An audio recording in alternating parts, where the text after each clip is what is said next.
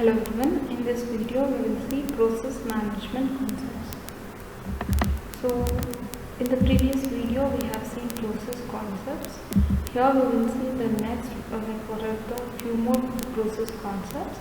So far we have seen process as a single threaded execution, but now there will be multiple programming concepts where single processor will execute multiple processes at multiple locations will be executed.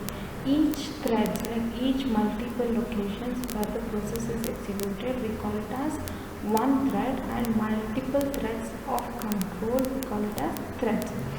So most of them have storage for thread details, and these thread details will be stored in a process control block and program counter. So this we have seen what is a process. Now we will see how if we have multiple processes, then it is scheduled for CPU, because we have only one processor which is doing multiple processes at a time.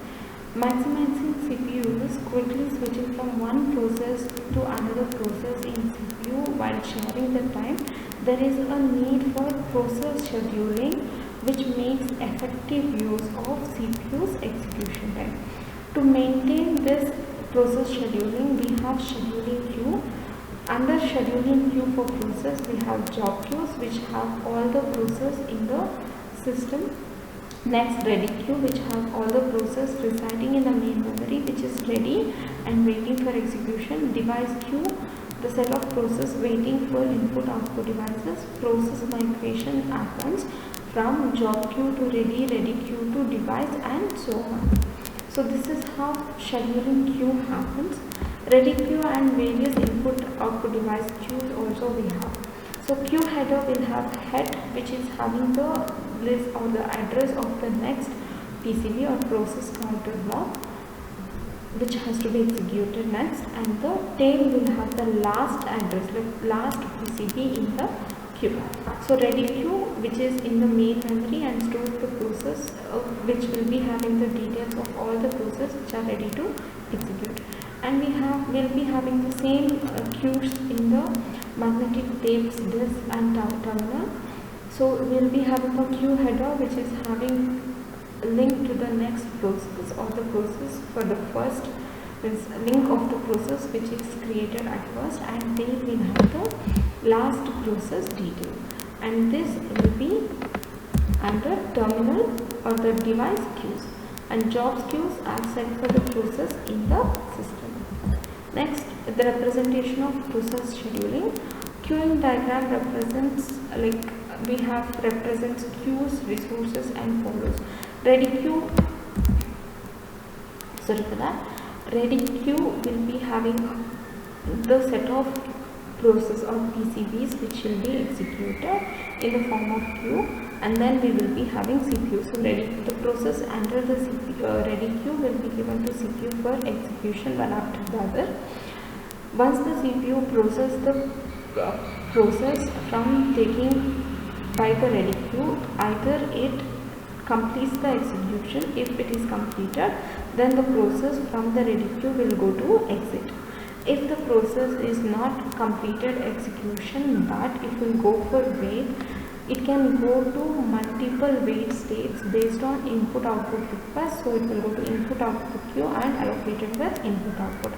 Time slice expired based on multitasking operating system or based on multitasking processing. If the time given for the process is expired but it is not completed its execution, then it will go back to ready queue with the time slice expired status.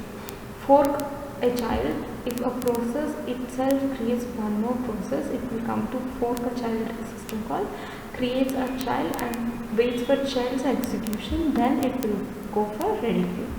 Wait for an interrupt based on input output interrupt or system interrupt generated in the system. The process will come to wait for interrupt state. Once the interrupt occurs and it's over, till then it will be waiting, and then it will go to ready queue for execution. This is how process scheduling happens in the operating system, one after the other, with the help of queues, wait and execution. Next one is scheduler. We have three types of schedulers. One is short-term scheduler, which we call CPU scheduler, which is scheduled based on CPU time. Long-term scheduler, which is scheduled based on jobs, like one program or one process at a time. Next is combination of these two.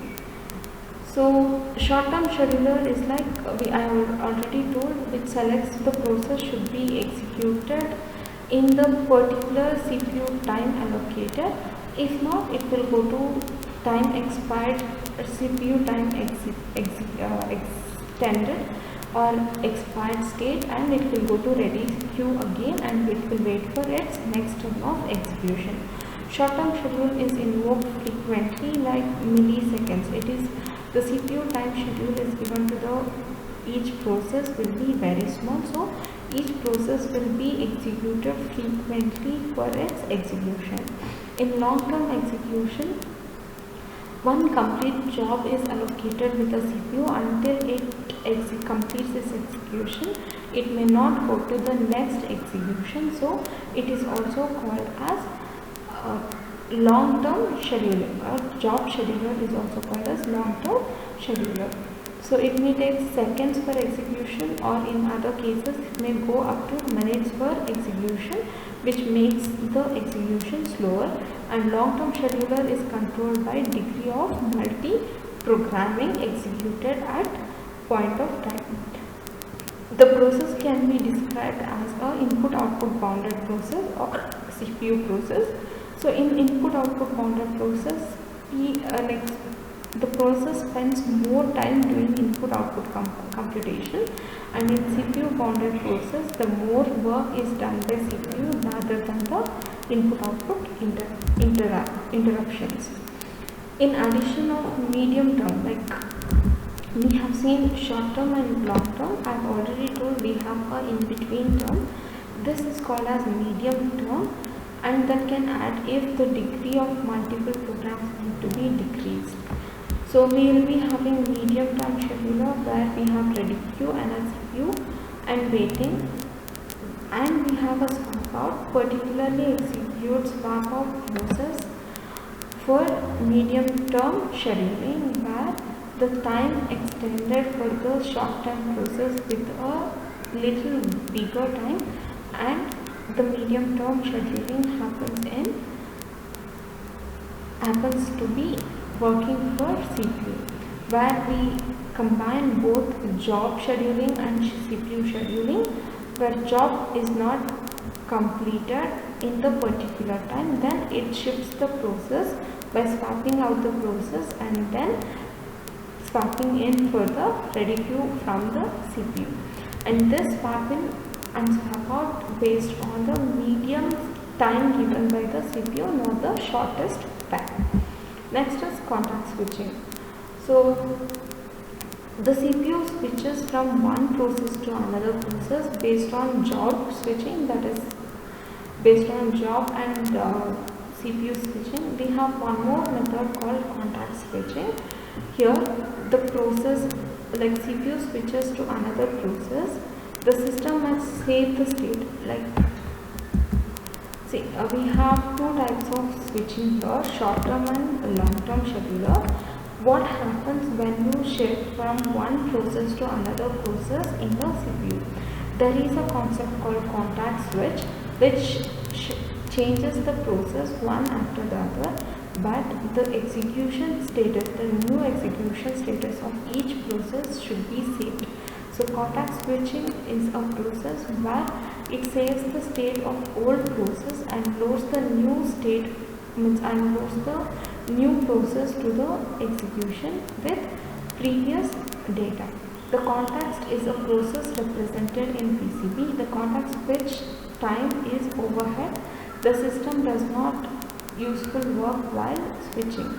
The more complex the operating system's PCB, the longer the contact switching, because if you have more entries in your process control block, contact switching to update the new data takes longer time.